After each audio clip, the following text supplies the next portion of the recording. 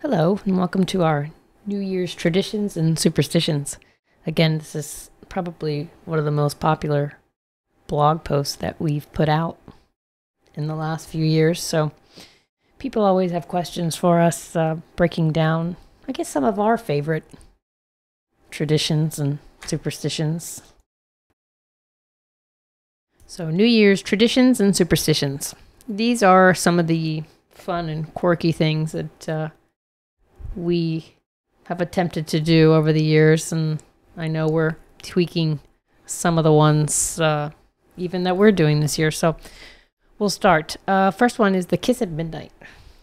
It's interesting. I've initially read that it's just, of course, a sign of affection. You're with the people you love, hopefully at New Year's, and just the kisses kind of ensure closeness all year. But I ran across an article that actually states that it may help ward off evil spirits as well. So, why not? Champagne.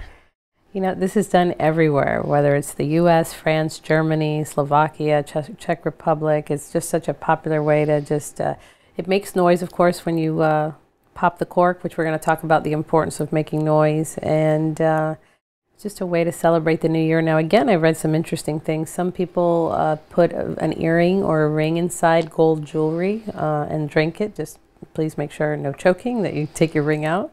Another interesting one was that you have to hop 3 times on one leg without spilling any champagne and throw it over your shoulder, kind of that, like you'd throw spilt salt over your shoulder.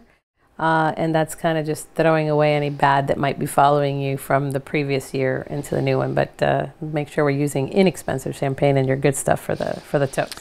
And hopefully you're outside, because if not, that's a hell of a mess. Absolutely. Make noise. Again, this is popular whether in the U.S. or Asia. A lot of us do fireworks, things like that. Noise is that very theory to ward off evil spirits or bad mojo, if you will. So if you don't have fireworks at home, those noisemakers are fine. Bang some pots and pans together, but definitely be rowdy just after New Year's and make sure that you scare off any bad.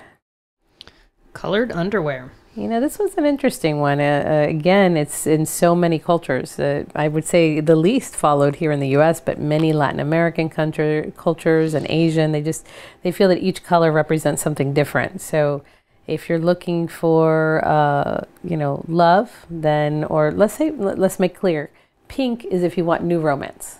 If you're already in a relationship and you just want romantic, more passion, then wear red. But if you're looking for a brand new relationship, go with pink. That would be very interesting to see some men wearing pink boxer shorts. I'd like to see that. If you want to wear white underwear, it's said to bring peace, joy, and happiness. Blue is for good health. Green is just to bring general better luck than the previous year. We know green is lucky for the Irish as well. And yellow is for money, for prosperity. So pick your favorite color and run with that, and make sure they're clean underwear, please. Well, that's a matter of choice. I'm not doing the yellow underwear again. I think that's 2 years now, and it didn't work. So okay, so we're definitely going with a different color this year. We'll let you know how it goes. Have cash in your wallet. Well, everybody always wants to have cash in their wallet. But so many of us walk around with check cards these days, and we don't keep a lot of money. And it's just, again, a belief that if you have an empty wallet, it's going to be that way all year long. So just, it doesn't matter if it's dollar bills or how much money, but make sure you have some actual paper money in your wallet.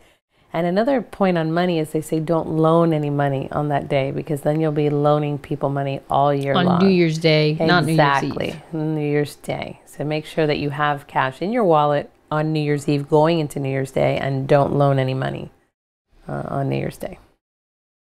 Cleaning on New Year's Eve. Okay, sort of again, cleaning out any bad energy. Nobody wants to be in a dress and clean, I understand that, but they do think you should do it a little bit before midnight, kind of just sweep out any bad to the back door of your house. In some cultures, right after New Year's, they take a bucket of water and throw it out the back door, again, with that same belief of getting out negative energy. Other people open their windows and doors right after New Year's, let the new year in, let the bad stuff out.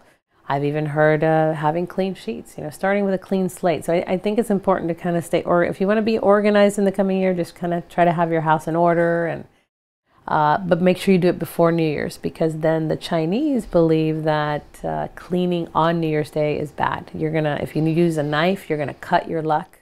You don't want to take anything out of the house, not even your garbage. So it's interesting. You got to kind of do some planning ahead if you want to follow this through. And there's absolutely more details on our blog. But again, just kind of clean before the new year, and then spend the day of trying to just keep the house organized, but not taking anything out of the house. You don't want to lose things in the coming year. Well, which makes it very interesting, because if you had listened to the video before this one about lucky foods, unless you've done your cooking ahead of time, it's very interesting to not use a knife or to take the garbage out or to be able to clean up. That's a good point. So, or boiling those long noodles you said we should be eating. Right. Well, you don't have to cut those, so those are easier. I don't think, I didn't read that doing a dish is a problem, but in general, you shouldn't be cleaning your entire house on New Year's Day. You kind of want to just, I've even read that maybe do a little bit of work. You want positive things. If you want to have a good year at work, maybe spend 15 or 20 minutes and do a little something at work, or spending time with family, the way that you kind of want your year to start and follow through the entire year. And you don't want that to be cleaning or losing money or anything like that. So no betting on football games. Probably not a good idea. Big games start that day. So. The last one we have here is flip open a calendar. Yeah, I kind of in the hopes of just glancing, whether you want to take a look at when your anniversary or your birthday falls, or it's just a sign of hope and a clean slate. You see that usually none of us have marked our calendars in advance, and it's just a kind of way to say, here it is. We've got all this opportunity and all this time in front of us, we hope, and we all hope we have a wonderful year. So again, this isn't on any particular time frame. Like some time on New Year's Day, I could just flip through a calendar. Absolutely. And I'm going to add another note, which, again, is a superstition. But if you want to travel, of course, we're a travel agency. 2 theories for that. You can leave a suitcase right outside your front door. You put it out after New Year's, should I say after midnight, and it stays outside until the following morning.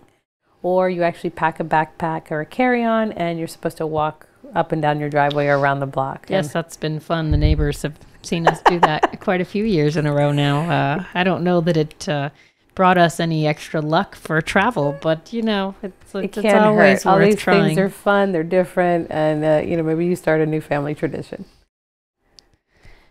And then obviously this is one in a series of videos and blog posts, and we're trying to get the information out there because it seems like there's so many of you interested in learning about the lucky foods and the traditions. So by all means, our blog probably has the biggest amount of information, right? Absolutely.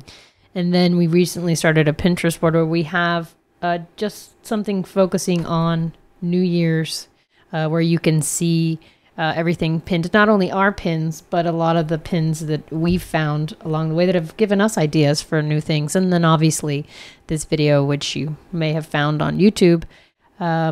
And that's about it. I mean, we wish you a happy new year, and look forward to talking to you soon.